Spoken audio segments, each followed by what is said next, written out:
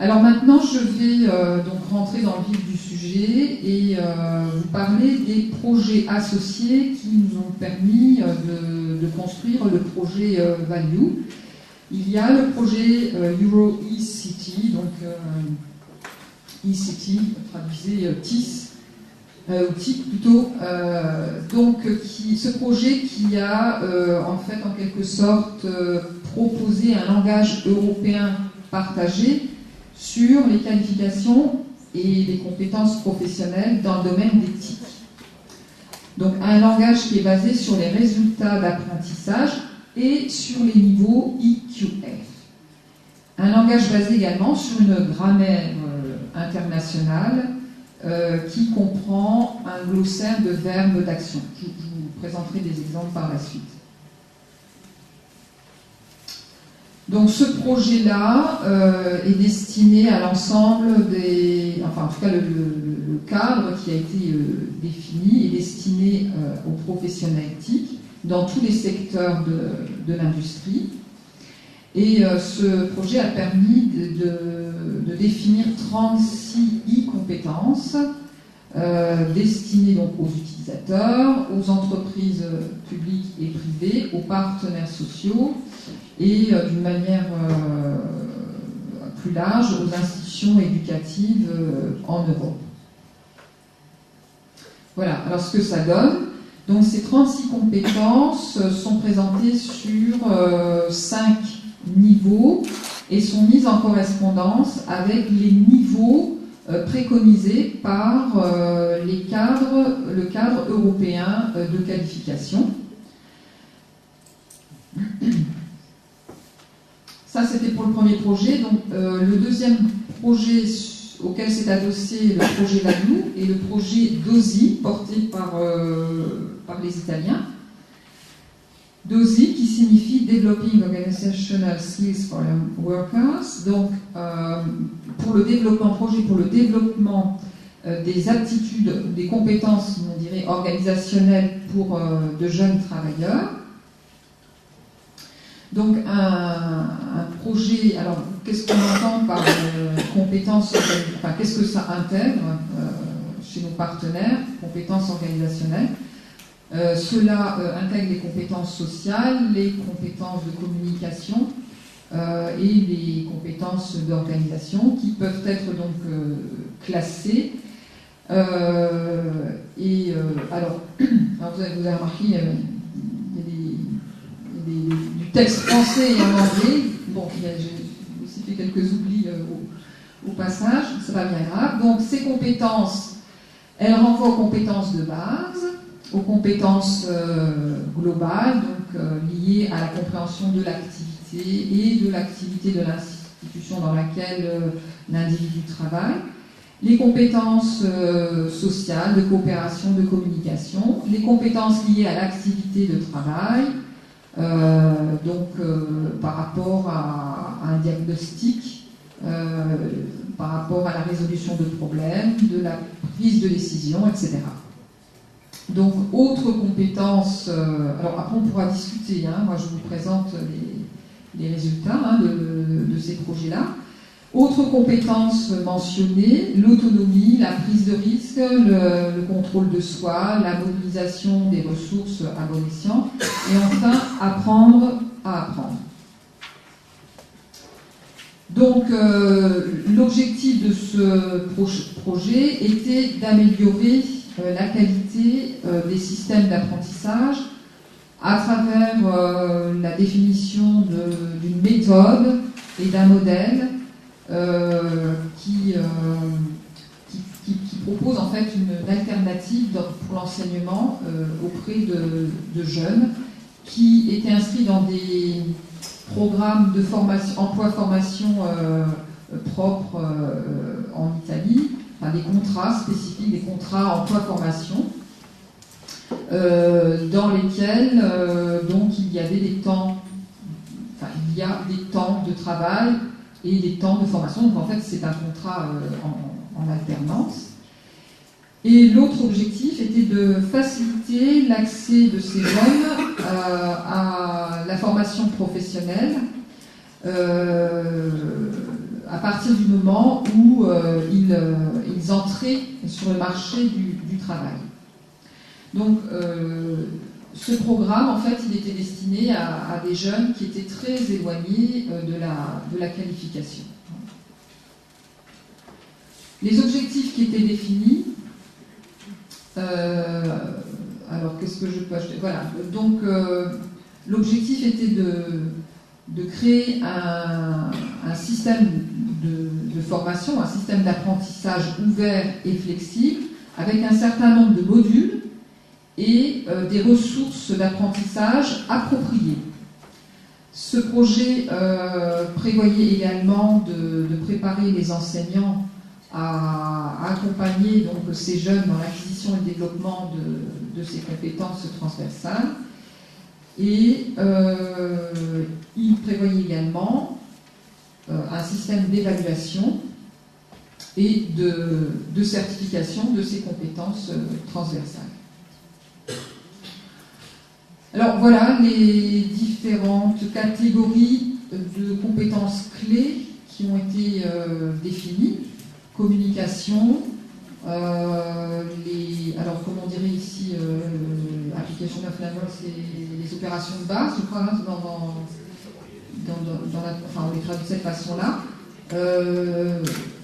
La technique, le travail avec les autres, l'amélioration de son propre apprentissage, en fait, et le développement de sa performance, et puis la résolution de problèmes. Alors j'ai mis en bleu Improving Young Learning and Performance parce que je vous donne en fait un exemple, je ne sais pas si c'est très, si vous voyez bien. Donc voilà une compétence clé, gérer ses apprentissages et son développement personnel et professionnel par la fixation, la définition d'objectifs pour améliorer son travail, réussir un cours ou pour apprécier sa progression. Donc, vous voyez, en fait, c'est sur 4 niveaux. Hein. Donc 4 niveaux, du niveau où l'individu est le moins responsable jusqu'au niveau où il est le plus responsable dans son activité.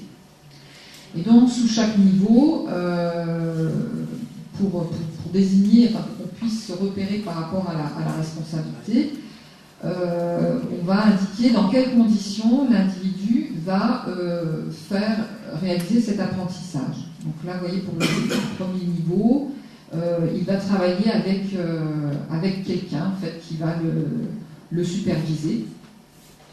Et donc, niveau 4, là, au niveau 4, eh bien, on est dans un niveau où l'autonomie et la responsabilité de l'individu est requise. Donc une autonomie dans ses activités. Et puis donc sous chaque niveau, vous avez des objectifs en fait, d'apprentissage qui se présentent sous la forme dans la formulation, qui sont précédés de verbes d'action. Donc, alors, je reviens sur Value.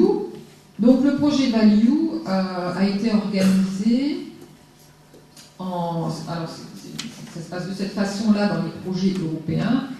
Le projet est subdivisé en lots de travail.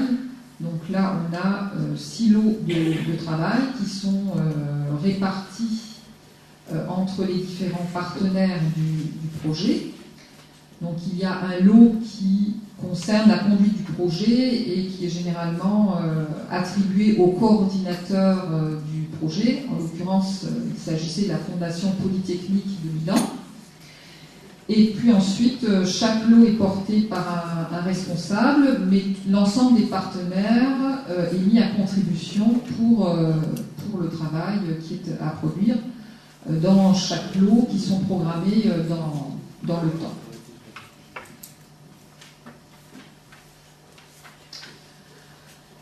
Alors, donc en fait, on a là deux activités assez importantes d'un point de vue méthodologique pour la conduite du projet. Alors, template, ça veut dire modèle, ça peut vouloir dire aussi gabarit, patron, si on parle enfin, pour la couture, enfin, oui, mais c'est toujours un peu difficile avec les termes qu'on utilise en anglais, parce que par ailleurs, on parle aussi de modèle, hein, mais je vous ai déjà parlé de modèle à propos de value, mais disons que là, si vous voulez, le template renvoie à une sorte de grille de lecture, on va dire, qui va permettre la lecture des études de cas locaux. Donc, avant toute chose, ce que l'on a lancé comme type d'activité, on a fait en fait une sorte d'état des lieux des différents projets ou des différents dispositifs que chaque pays a pu mettre en place pour aborder cette question donc de la reconnaissance des savoirs, des connaissances, des compétences acquises en situation. Donc pour ma part, évidemment c'est pas aussi évident que ça, mais j'ai abordé la question de la VAE, de la validation des acquis de l'expérience. Les Pays-Bas, eux, se sont attachés à la reconnaissance des compétences des bénévoles. En Italie, se sont attachés à des expériences qui ont été conduites en milieu professionnel, bon, etc., etc. Et en fait, donc, on a ensuite, donc, à partir de cet état des lieux, on a cherché à comparer les différentes manières de faire, on va dire, dans chaque pays. Et on a fait ressortir également les perspectives et les limites des processus de certification concernant donc l'environnement non formel et informel. Et à partir de là, donc, on a commencé à travailler à la construction d'un modèle commun de validation des compétences acquises au travail qui intègre et homogénéise à la fois les approches locales. Ceci donc nous a permis de définir un certain nombre de lignes directrices qui nous ont éclairés sur la manière de construire un système de validation de ces compétences, et donc un ensemble de lignes directrices qui contenaient également des recommandations sur la base donc des indications qui sont apparues au cours de la réalisation du projet. Et y compris la consultation des différentes parties prenantes et des responsables qui pilotaient le projet.